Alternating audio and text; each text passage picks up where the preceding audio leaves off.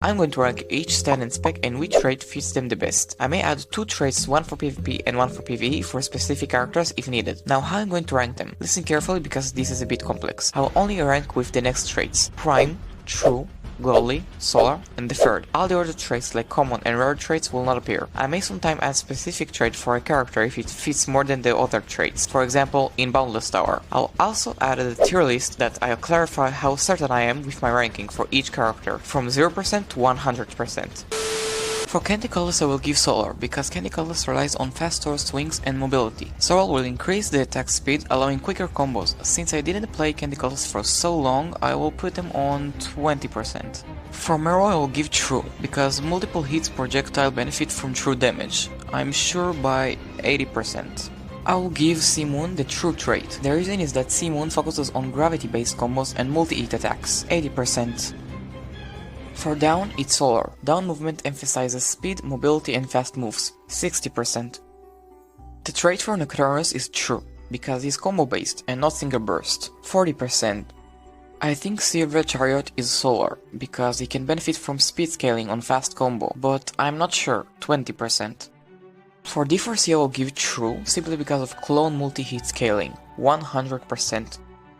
On the other hand, D4C Love Train will fit with Prime trait, mainly because Prime can boost his defensive reflect durability, aka Love Train, 80% certainty. For the Wall I will also give him Prime, because of survivability during time stop combos, 60%. Gold Experience is True. I'm not sure, but I guess Gold Experience pressure hits can get boosted from true damage scaling. Either way, I have no idea about Gold Experience, 0%. For Gold Experience Aquema I will give Goldie for PvE and Prime for PvP, because PvP longevity is better than Raw Burst, 100%. Gojo will have the Prime trait and the Toxic trait for Boundless Tower, 80%. I don't know about Mad Dog that much, but I guess True trait fits him the best, probably because of chain scaling, 0%. For Stainless I will give Prime, just to make it balanced, 100%. Dragon gets the Godly trait. He's mostly based from range and mobility playstyles, so raw damage boost is great for him, 60%. For Killua, it's Godly, and I will explain. Killua is also based on speed and mobility electric dashes, and Solar can enchant the stack speed, which makes it easier to land combos, especially in PvP, 80%. I honestly don't know about King Crimson, but I guess Deferred is good with extra overtime damage scaling with King Crimson high hits, 20%. I used to main Maiden event and I can confidently say he's perfectly Solar for both PvE and PvP. And the easiest way to explain why is that Maiden event scales the hardest with speed, 100%. I played Star Platinum the World only once in my life, so I will do a blind guess and say Prime. I'm guessing it's the best for rushdowns and time stop combo loops, 0%. Plan Shaper is tricky, but I can say for sure you can pick between True or Godly traits, because both have a universal high damage payoff, and it sits best with Plan Shaper, 80%. For Star Platinum we'll simply give Prime, because he has a close range stand with consistent damage, 100%. Best traits for Killer Queen are Godly for PvE and Deferred for PvP, Bomb Burst for PvE and Delayed Explosion Pressure for PvP, 100%. Shadow the World Requiem gets Prime. He has already very high damage and he is a frontline powerhouse with defensive tools. And because Shadow the World Requiem fights at close range, Prime give him the balance between tankiness and damage, also shown by 100%. Star Platinum Requiem is also Prime. He is the same as GER and Shadow the World Requiem. Close range, heavy combos, and he needs to stay alive while fighting, 100% as well. Sense. Now it gets interesting, because Sense is a mix of mobility, cheap damage and spacing. Many will instantly use speed boost or defense boost traits. In fact, True trait is the best for Sense, because Sense lands many small hits, and True damage bypass scaling issues and helps versus tanky builds, 80%. Shadow Dio is Prime. His moves are already heavy burst, Prime stabilizing him in PvP, but I haven't used him for so long, so 40%. Now we have Soul, which I never used him. I will gamble here. If Soul has very high damage, then Godly can be perfect for nukes in PvE and PvP. If not, then I'm probably wrong. 0%. Now we have the World High Voltage. I used him a few times and he has mad combos. Either way, Prime is great for time stop PvP stability. 60%. Yasue Neon, True trait for both. Both rely on fast sword combos and multiple hits. 80%. Same for Umbra, True. rely on fast chain attacks, etc, etc, 80%. For Broly I will give Godly, because of the fact he has very high base damage moves and heavy burst attacks, 60%. For the World Over Heaven I will give Prime for PvP and Godly for PvE because of PvP consistency, 60%. For Crazy Diamond I will give Prime. I won't elaborate much except I can say it's balanced, 60%. Brick Bottle is a tricky one, because he's sort of mixed kit Spec. He has melee moves, range moves, delay damage and more. I will give him Prime, because he needs to stay alive while cycling weapons. He doesn't fully benefit from the other traits, 100%. For Weather Report I will give Prime, because AoE stand needs balance of damage and survivability, 100%. Prime for Whitesnake. I know I'm spamming Prime, but the trait is really good for a lot of stands. Anyways, Prime for Whitesnake because he needs stability to compete, 100%. For Ancient, also Prime. Range and pressure playstyle works well if you balance the scale for PvP safety. I'm not a huge fan of Ancient, so 40%. For Locke, also Prime. For all seriousness, it gives him extra durability and I guess safer boss fights, because Locke is balanced stand with offense if I remember correctly, also 40%. For Soul Survival I will give Godly, works well on DPS with scaling. I only know he's strong, but I don't remember the last time I played him, so 0%. For Asgore it's Prime, again, balanced damage for PvP trading because of mid-range pressure playstyle, 80%. And for Vampire Dio, you guessed it right, Prime. Vampire Dio is aggressive sustained rushdowns, so I assume Prime will make it so that his sustained combos will have durability in PvP. But fun fact, I never played Vampire Dio or any vampire, so 0%. For Vampire Base I will give Godly for PvE and Prime for PvP. Even though I never played him, I think it fits the best for his lifesteal brawler playstyle, 0%. And now Base Hamon, which I will give him True. I played him a few times and I know for sure he is buffed melee DPS character, 20%. For Joseph Hamon I will give True, and for Jonathan Joster Prime. For Joseph Hamon it's because he has multi-hit attacks, and Jonathan Hamon it's because he's a frontline spec. Though I wouldn't recommend you to play any Hamon in AUT, they are pretty decent, 60%. For Sticky Fingers, Godly for PvE and True for PvP, but True is the best trait for him. Godly is also good, but Sticky Fingers doesn't rely on one big hit, nor on repeated hits, 100%. For Magician's Red I will give Deferred, because Deferred pairs well with his overtime damage scaling on Burning effect, 100%.